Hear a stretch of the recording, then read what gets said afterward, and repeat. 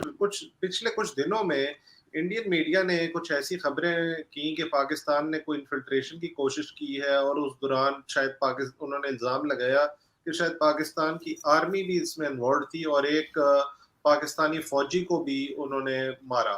ये Indian media का claim था। इसको कैटेगोरिकली डिनाई किया डीजीआईएसपीआर ने कि इस तरह का ये एक डिकॉय था, और ये एक फॉल्स ऑपरेशन के करके किसी एक कश्मीरी को पाकिस्तानी आर्मी का यूनिफॉर्म पहना के इस तरीके का ये किया गया, ढोंग रचाया गया।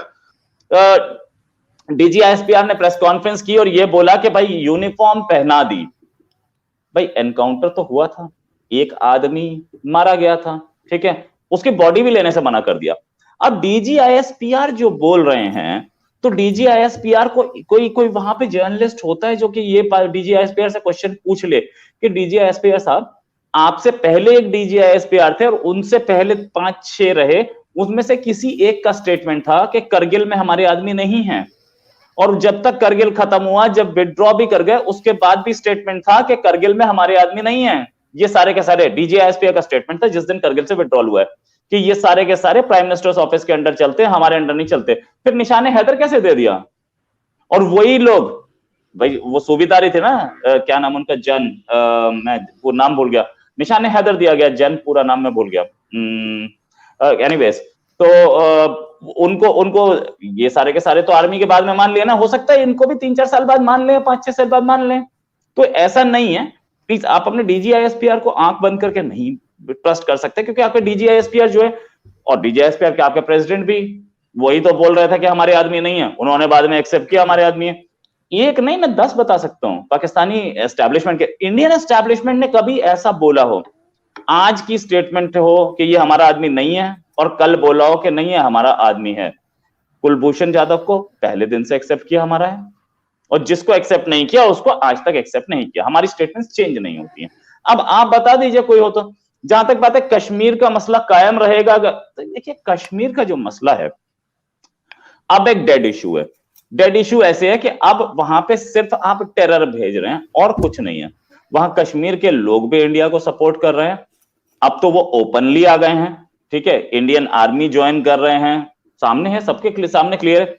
वहां पर यूएई इन्वेस्टमेंट कर रहा है, एक डायरेक्ट फ्लाइट चल रही है गल्फ से, जिसको पाकिस्तान नहीं बना किया ना, नहीं और तो कुछ नहीं। अब पाकिस्तान के साथ खड़ा कौन है उस कश्मीर के इशू पे? हमें तो अब टर्की भी खड़ा नहीं दिख रहा। पहले तो एक टर्की बोलता था यूएन में कई बार कि नहीं नहीं ये कश्मीर इशू है कश्मीर, अब तो वो भी नहीं बोलता। चाइना कितना बोल रहा है, आपका सबसे अच्छा दोस्त, वो हिमालय से ऊंची दोस्ती और समुद्र से गहरी दोस्ती, चाइना कितना आपके साथ है? चाइना क्या करगिल वॉर में आपके साथ था? चाइना ने क्या बोला था कि भाई वो एलओसी को रेस्पेक्ट कीजिए। इसका मतलब चाइना ने आपकी गलती बता दी थी, आप कश्मीर के लिए लड़ रहे थे ना।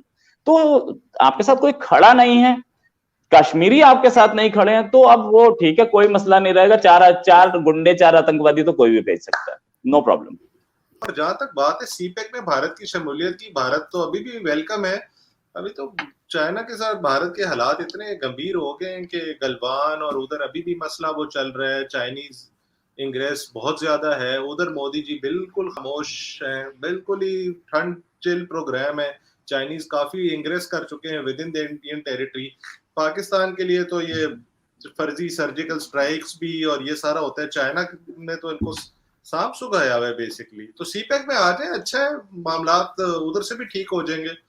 जो आज जिसको आप डिस्प्यूटेड एरिया है चाइना के साथ, शायद चाइना का क्लेम उस पर मजीद फौजी कार्रवाई के बगैर ही चाइना का क्लेम हो जाए, भारत मान ले। क्योंकि लड़के तो भारत का पिछले साल भी काफी ज्यादा नुकसान हो गया था, पिछले 1 साल से दोनों। तो मुझे नहीं लगता कि भारत को उस तरह डरना चाहिए कि अफगानिस्तान की सरजमीन उनके खिलाफ इस्तेमाल होगी, मगर जो वो अफगानिस्तान को पाकिस्तान के खिलाफ इस्तेमाल कर रहा था वो भी नहीं अब होएगा। इसलिए काफी बहुत मायूसी है पिछले 5-6 महीने से उधर। रोहित, है मायूसी अब भारत में कि अब अफगानिस्तान को इस्तेमाल नहीं कर सकेंगे? क्या इस्तेमाल करा जा रहा था अफगानिस्तान को? हमें जरूरत क्या है? जब 15 अगस्त के बाद आपकी गवर्नमेंट आ गई थी, जिसको आपके आईएसआई चीफ जाके बनवा के आ गए थे, उसके बाद से तो कोई टेरर अटैक पाकिस्तान में हुआ ही नहीं है ना। ये टेरर अटैक फिर कहां से हो रहे हैं? जब आपकी गवर्नमेंट आ गई तो फिर तो नहीं होने चाहिए थे। ये क्या, ये एक्सप्लेनेशंस। अच्छा, उमर के साथ एक खूबी है, इनसे क्वेश्चन पूछिए आप चाय पीते हैं, कॉफी, तो ये बोलते हैं मैं पैंट नाइके की पहनता हूँ। अरे यार मैंने ये बोला था कि सीपीईसी में आना था, तो सीपीईसी में तो आपके ट्रक आया था, हम अरे ट्रक वहां जाते, इन्होंने हमें इनविटेशन दे दिया सीपीईसी ज्वाइन करो। अरे भाई सीपीईसी ज्वाइन करो नहीं करो इस पे तो बात ही नहीं हो रही थी, सीपीसी ज्वाइन करने के लिए बोल रहे थे, हमारे ट्रक जाते कि नहीं जाते, या आप तब भी आप ये बोलते कि नहीं नहीं ट्रक तो आप वहीं छोड़ देना बागा पे ही, दूसरा हमारा ट्रक ले जाएगा सीपीसी से। I mean like good answers, और सारे आंसर्स ऐसे ही थे मेरे को। मतलब इन्होंने अभिनंदन वीर चक्र की बात की तो उस पर मुझे जवाब तो देना ही पड़ेगा। अभिनंदन ने गैलेंट्री काम किया था कि नहीं किया था मुझे नहीं पता, वो एक अयाज सादिक हैं, उसको आप जानते होंगे, उनको वो फॉर्मर स्पीकर है नेशनल असेंबली के आपके, उन्होंने एक स्टेटमेंट दिया था कि अभिनंदन पकड़ा गया था तो एक आर्मी चीफ की टांगे कांप रही थी, पसीने आ रहे थे। अगर एक आदमी को पकड़ने पे आर्मी चीफ की टांगे कांप जाए, पसीने आ जाएं, तो इससे बड़ा गैलेंट्री काम किया यार। एक आदमी हमारा 6 लाख की आर्मी चीफ, तो परमवीर चक्र मिलना चाहिए था ना, वीर चक्र कम दिया भाई। एक आदमी से कांप जाए अगर पूरा आर्मी चीफ 6 लाख का, जो कि ये बोलता है मेरे पास न्यूक्लियर वेपन है और धमकी देता है न्यूक्लियर वेपन यूज करूंगा, तो उस अभिनंदन से डर जाए, तो फिर तो मतलब ये क्या, ये गैलेंट्री अवार्ड का के लायक काम है कि नहीं है, आप बताएं, मुझे नहीं पता। इन्होंने बोला महात्मा गांधी मारे गए, मैंने ये बोला था कि देखिए अटैक किस पे हुआ, अटैक आपके प्राइम मिनिस्टर के घर के बाहर भी हो सकता है, इंडिया ऐसे काम नहीं करता है, लेकिन आपके अपने प्रेसिडेंट के काफिले पे अटैक हुआ 3 बार। इन्होंने महात्मा गांधी भाई साहब मतलब 1948 याद दिला दिया। खैर 80 इयर्स पहले की कहानी सुनाने के लिए थैंक्स अ लॉट। जहां तक बात यह है कि हमारे यहाँ ऐसा कभी नहीं हुआ कि एक प्राइम मिनिस्टर हो उसको अरेस्ट करके फांसी पे लटका दिया जाए, ऐसा पाकिस्तान में ही होता है। अच्छा पाकिस्तान में जो प्राइम मिनिस्टर बन जाता है ना, उसका एक ही फ्यूचर होता है, या तो वो फांसी पे लटक जाए या वो कंट्री से बाहर भाग जाए। मैंने सिर्फ ये बोला था कि हमारे ट्रक जाएंगे तो आपके प्राइम मिनिस्टर के घर के बाहर एक्सप्लोड नहीं कर जाएंगे, वो जाएंगे अफगानिस्तान। लेकिन आपने कुछ इस तरीके से मना किया, लेकिन आपने फिर वही बताया कि चाय नहीं पीता मैं तो जुराबे भी एडिडास की पहनता हूँ। Come back to the point. शब्द अच्छे इस्तेमाल करने चाहिए, शब्द अच्छे इस्तेमाल करने चाहिए, भीख, एक्सप्लोजन, ये इस तरह की ना लैंग्वेज वैसी ठीक नहीं है। अच्छे माहौल में बात होनी चाहिए ना कोई भीख है, एक्सप्लोजन। अब पाकिस्तान और भारत के दरमियान ट्रक्स एक्सप्लोड की तो फिर उसकी कॉनोटेशंस बहुत ज्यादा हो जाती है ना, हम तो मजाक में भी एक दूसरे पे इस तरह के मजाक भी हमारे अच्छे होने चाहिए, ना कि एक्सप्लोजन या बम धमाके या जिस चीज की कोई नेगेटिव इम्प्लीकेशंस हो। जी एग्जांपल्स अच्छी होनी चाहिए। आपके प्राइम मिनिस्टर और आपके होम मिनिस्टर दोनों बोल सकते हैं कि हम न्यूक्लियर अटैक कर सकते हैं इंडिया पे। मैं ये नहीं बोल सकता कि ट्रक एक्सप्लोड हो जाएगा। बहुत बढ़िया, तो मैं तो उनकी बात को कंडेम कर रहा हूँ, मैं वो उनकी तो सियासत है ना जी इस तरह की, वो तो पॉलिटिकल स्टेटमेंट्स दे रहे हैं, तो हम तो इधर as neutral, as much neutrality और जितना ऑब्जेक्टिव हम हो सके उतनी बात करनी चाहिए ना, कि हमारे कोई पॉलिटिकल एजेंडास तो नहीं है। और जहां तक मैंने महात्मा गांधी जी की मिसाल दी, मैंने वो इसलिए भी दी कि उनके जो कातिल हैं आरएसएस, वो आज भारत में आज हुक्मरान है। मोदी जी भी तो आरएसएस के कारसेवक थे ना एक दौर में, आरएसएस बैंड हो गई, अब इस पोजीशन ऑफ पावर में है कि अब वो भारत के हुक्मरान है।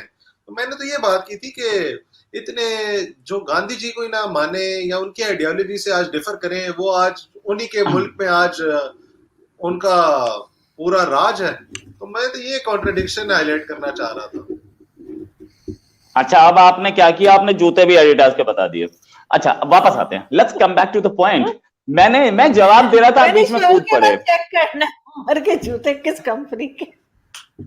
नहीं मतलब फैक्ट रिमेन्स, जो आंसर मैं दे रहा हूं उससे बिल्कुल मुख्तलिफ क्वेश्चन सामने से आ रहा है। सॉरी मुझे भाई आपके जो ज्ञान आ गया फैसल वाडा की तरह, मैं अब अपना क्या जूता इधर स्क्रीन टेबल पे तो रख नहीं सकता।